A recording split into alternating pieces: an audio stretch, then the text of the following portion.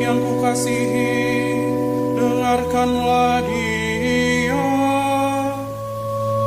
Haleluya, haleluya.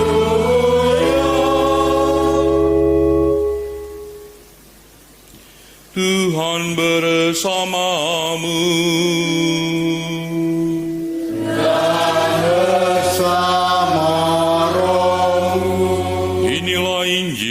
Yesus Kristus menurut Matius.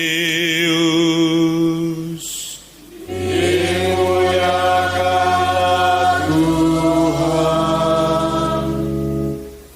Ketika Yohanes membaptis di Sungai Yordan, datanglah Yesus dari Galilea ke sana untuk dibaptis olehnya. Tetapi Yohanes mencoba mencegah dia, katanya, "Akulah yang perlu dibaptis olehmu, namun malah engkau yang datang kepadaku." Lalu Yesus menjawab kepadanya, "Biarlah hal itu terjadi sekarang, karena demikianlah sepatutnya kita menggenapkan seluruh kehendak Allah." Yohanes pun menurutinya. Sesudah dibaptis, Yesus segera keluar dari air, dan pada waktu itu juga langit terbuka. Ia melihat Roh Allah seperti burung merpati turun ke atasnya. Lalu terdengar suara dari surga yang mengatakan, "Inilah putraku yang terkasih, kepadanyalah aku berkenan." Demikianlah sabda Tuhan. Terpujilah Kristus.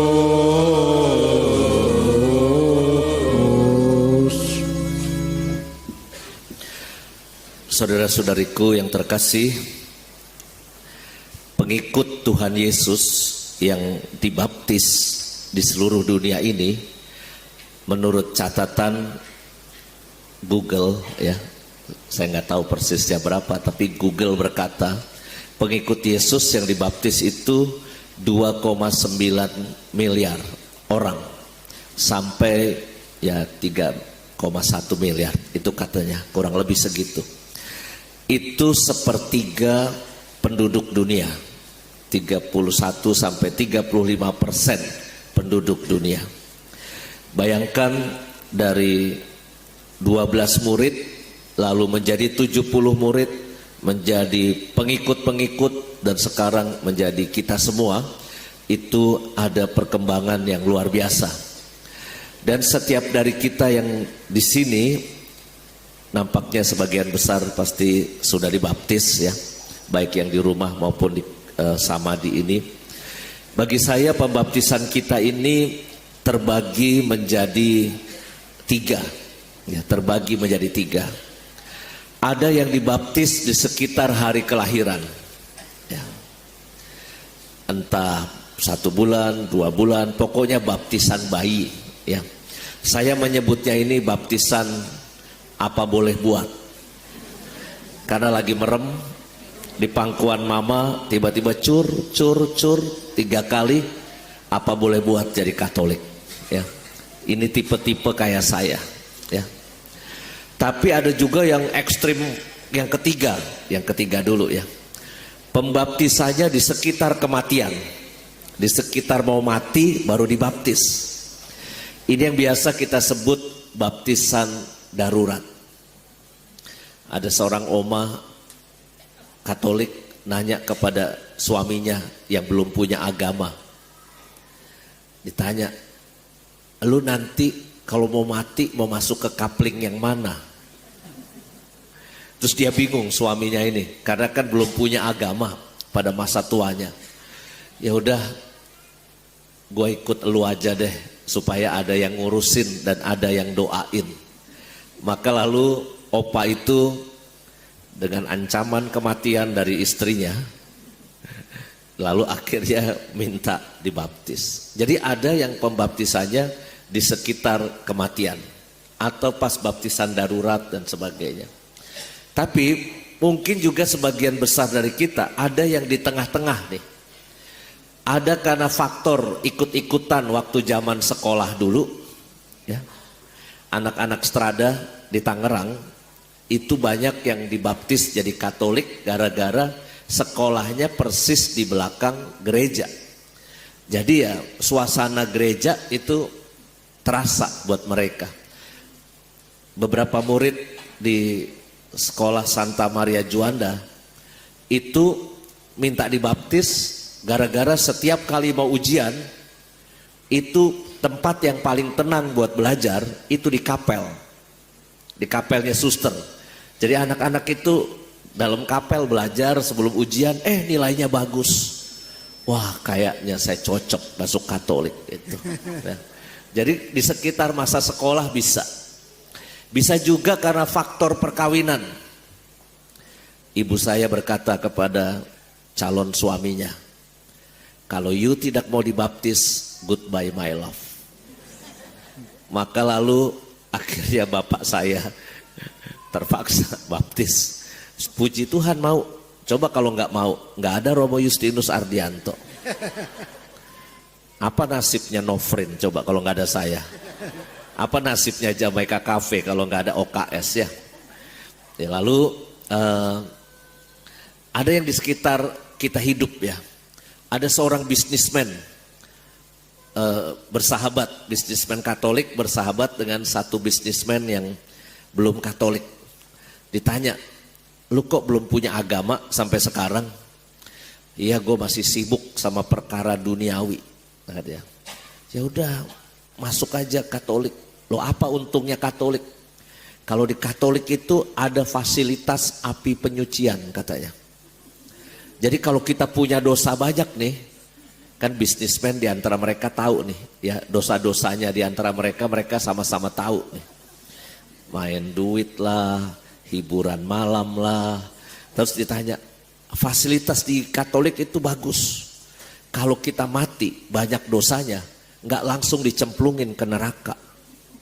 Ada kesempatan untuk disucikan, namanya purgatorium. Wih, hebat juga nih bapak-bapak satu ini ngerti namanya purgatorium. Nanti kita didoain sama keluarga kita. Nanti kita didoain pas tanggal 2 November. Nanti kita didoain oleh para kudus. Nanti kita disucikan dan kita boleh masuk surga. Mendingan lu masuk Katolik. Akhirnya dia masuk Katolik. Waria. Saya di sini membaptis waria udah 3 angkatan nih. 14, 29 dan 7 ya. Saya pikir lama-lama Samadi bisa menjadi pusat waria Katolik nasional. Saya nggak tahu bagaimana ceritanya kok mereka datang ke sini minta pelajaran agama gitu. Kayaknya di Indonesia ini kalau ada apa-apa bingung gitu, lo cari Romo Yus saja, ntar beres pasti. Ya. Maka lalu 3 angkatan sudah dibaptis. Ketika saya tanya, kenapa you mau dibaptis? Udah tua Romo pengen bertobat. Diajak temen, akhirnya mereka dibaptis. Maka di tengah-tengah masa hidup kita, kita bisa menjadi pengikut Kristus.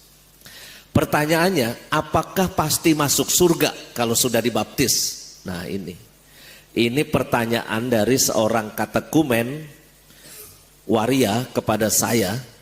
Romo, kalau saya dibaptis, apakah saya pasti masuk surga? Dulu sebelum Konsili Vatikan kedua, Gereja Katolik agak sombong sedikit. Karena punya pengajaran extra ecclesia nulla salus. Di luar gereja tidak ada keselamatan. Bayangkan kalimat itu kan agak tinggi sekali ya. Di luar gereja tidak ada keselamatan. Dasarnya apa? Karena di kitab suci ada ayatnya. Barang siapa dibaptis akan diselamatkan. Tetapi barang siapa tidak dibaptis, dia akan masuk neraka. Ya. Jadi ternyata ada ayat kayak gitu. Maka dulu gereja Katolik extra ecclesia nulla salus. Di luar gereja nggak ada keselamatan. Tapi sesudah Konsili Vatikan kedua, gereja Katolik mulai bertobat. Mulai melakukan pencerahan. Maka mulai muncul kalimat, di luar gereja ada pijar-pijar keselamatan. Ya. Apakah pasti orang Katolik masuk surga? Menurut saya enggak. Apakah ada orang Katolik yang jadi pengedar narkoba? Banyak. Meksiko tuh isinya pengedar narkoba semua.